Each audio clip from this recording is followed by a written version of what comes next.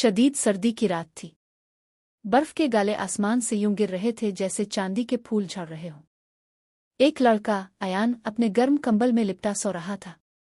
कमरा सर्दी से कांप रहा था, बाहर कोहर ऐसी के हाथ को हाथ दिखाई ना दे। अचानक एक दर्द भरी चीख सुनाई दी, ऐसी चीख जैसे किसी का दिल चीर कर निकल आई हो।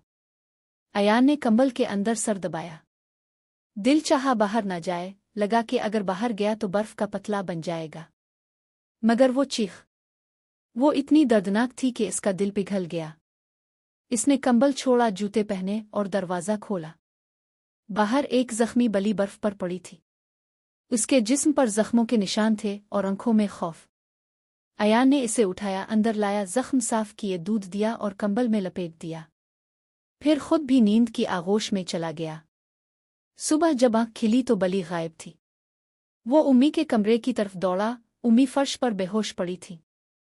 अयान घबरा गया, उन्हें उठाने लगा मगर वो जाग ना सके। वो बाहर निकला, हर तरफ सन्नाटा। सड़कें खाली, गाड़ियां रुकी हुई, परिंदे खामोश। पूरा शहर जैसे सो गया हो। ये सब सोए हुए क्यों हैं? वो बोला। और मैं क्यों जाग रहा हूं?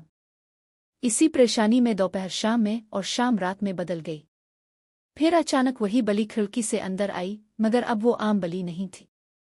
इसकी आंखों में रोशनी थी और वो इंसानी आवाज में बोली, अयान, मैं बली नहीं हूं, मैं परियों की दुनिया से आई हूं।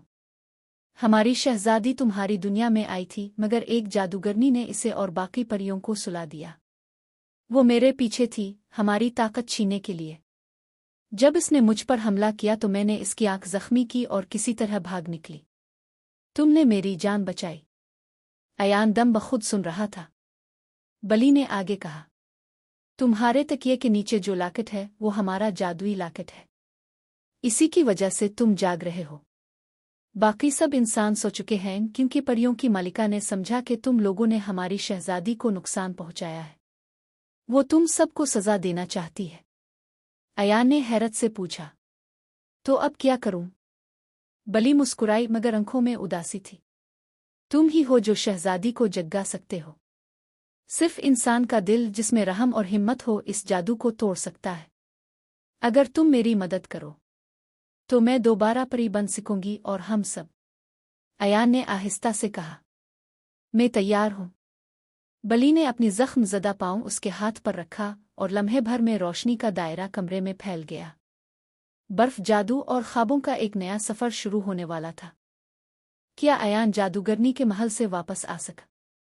क्या वो बली को दोबारा परी बनाने में कामयाब हो सका? जादूगरनी ने इसे भी बर्फ का बना दिया। कल देखिएगा जरूर।